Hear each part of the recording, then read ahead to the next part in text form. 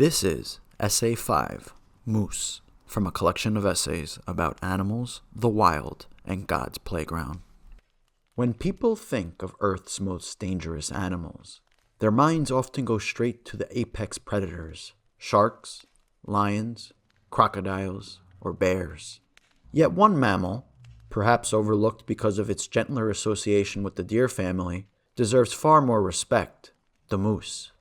We shouldn't underestimate this towering creature. Standing between 6.5 and 7.5 feet tall at the shoulder and stretching up to 9 feet in length, a mature bull can weigh well over 1,300 pounds, making it the largest and heaviest member of the deer family. In fact, it is the second largest land mammal in North America, surpassed only by the American bison. I've heard stories about moose from friends, and I read about encounters that people had with them online. Most of these stories reflect on the sheer magnitude of this mammal. Though moose are herbivores, their size and temperament make them formidable. They are not naturally predatory, but when threatened, they can become shockingly aggressive, charging at speeds up to 35 miles per hour, their massive antlers lowered like weapons, or striking out with kicks powerful enough to shatter bones and even kill. Knowing this, I still made the decision to go out and find a moose. My trip to Colorado would offer me the best opportunity to see a moose. The state is home to over 3,000 moose thanks to a reintroduction effort by Colorado Parks and Wildlife that started in 1979. After doing research, my eyes were set on the Rocky Mountains National Park. To make things even better, I would be reuniting with my cousin, an outdoorsman who moved halfway across the country to the Rocky High for a chance to see this majestic creature.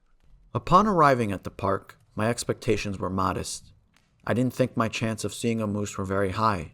Over the years, I've learned that wildlife doesn't reveal itself simply because you show up in its territory. Nature doesn't work like a zoo. You can't just visit an animal's supposed home and expect it to be waiting for you. That might seem obvious to some, but it's a truth I've come to appreciate through experience. Wildlife photography demands patience, humility, and what I like to call the universe's blessing, what others might simply call luck. I often think back to my encounters with the black bear, the snowy owl, the barred owl, and I notice a pattern. Each moment of discovery seemed to follow a trail of small, almost invisible choices: a supposed wrong turn, a conversation with a stranger, an unplanned stop, or the decision to linger just a few minutes longer. Looking back, these details feel less like coincidences and more like pieces of a greater design. Each moment, each decision, is like a puzzle piece, insignificant on its own, but essential in forming the larger picture.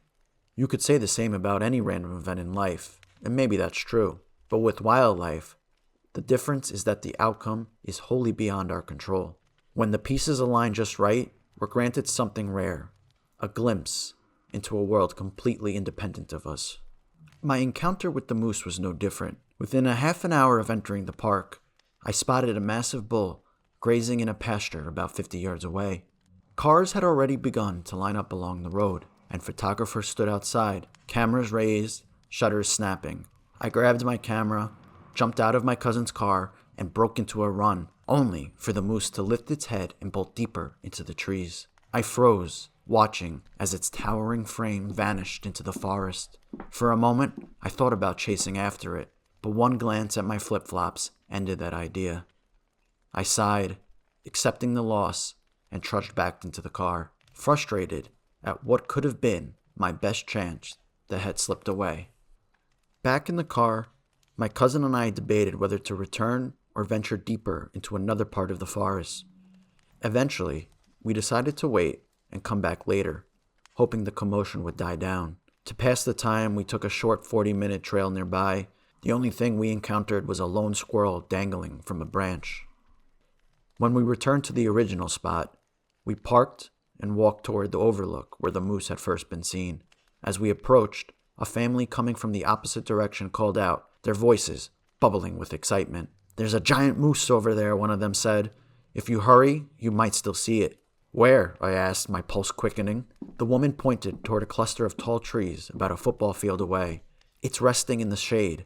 You'll need to cross a small creek to get there." I turned to my cousin, but before he could respond, I was already moving, camera in hand, heart pounding. Getting to the moose was not going to be easy. The first stretch of field was uneven, and at one point, I stumbled upon a steep patch, rolling my ankle, but I shook it off and kept moving. Soon the ground grew soft and marshy, forcing us to pick our steps carefully through the mud. Then came a shallow creek, its water cool and fast against our shoes as we crossed. On the other side, an open field spread out before us, shimmering gold under the sun. For a moment I paused, breathing in the stillness, letting the landscape settle around me. Then, my eyes drifted towards the left, where a cluster of trees stood cloaked in shadow. The light vanished beneath their branches, forming a dark, silent corridor that felt like another realm, entirely separate from the bright, open meadow we had just crossed. I glanced at my cousin and gave him a small nod. Without a word, we began to move toward the trees, slowly. My heart was pounding, half with excitement, half with caution. I knew the moose could be somewhere inside that shaded grove, and I also knew that if it had already spotted us and felt threatened, things could change very quickly. Into the trees we went, splitting up, one approaching from the left, the other from the right. We moved slowly and quietly, careful not to snap any branches beneath our feet. Then through the shadows ahead, I saw it. About 15 yards away stood the massive head of a moose, its antlers rising like a crown. My heart stopped. I froze, hardly daring to breathe. Then I turned and motioned for my cousin to come over. He crept towards me, eyes wide. For the next 15 minutes, we shared that moment with the moose in near silence. I raised my camera and began to shoot frantically. The animal stood calm and unbothered. I couldn't shake the feeling that the moose knew we were there for him, that he understood our awe and in his own quiet way allowed us this moment. Yet, beneath that calm, there is also an unspoken awareness. He knew his strength. With one charge or kick, he could have ended the encounter on his terms. My cousin and I barely spoke. The only words I remember were quiet murmurs of wow, whispered as if afraid to disturb the scene. It was a simple, almost sacred experience. Two cousins with a love of nature who'd grown up together and now live on opposite sides of the country, reunited for one day to share a space with one of nature's giants. No crowds, no noise, just us and the moose. After 15 minutes, I lowered my camera. The moose had given us more than enough. Its time, its patience, its quiet presence. It felt right to leave. As we turned back towards the open field, I whispered a quiet thank you to the moose. After another 4 hours of exploring the park, stopping to watch a few female elk roaming around, taking in the vast mountain views from over 12,000 feet, and even detouring on a 40-minute side quest after what we thought was a black bear, we finally began heading out. That's when, by pure chance, we stumbled upon another moose, this one a female, grazing peacefully by the edge of a lake. It felt like the universe's way of closing the day with a quiet symbol of balance and grace. The morning had offered the strength and majesty of the bull moose. The evening, the calm and grace of the cow. Two sides of the same spirit, male and female, dawn and dusk.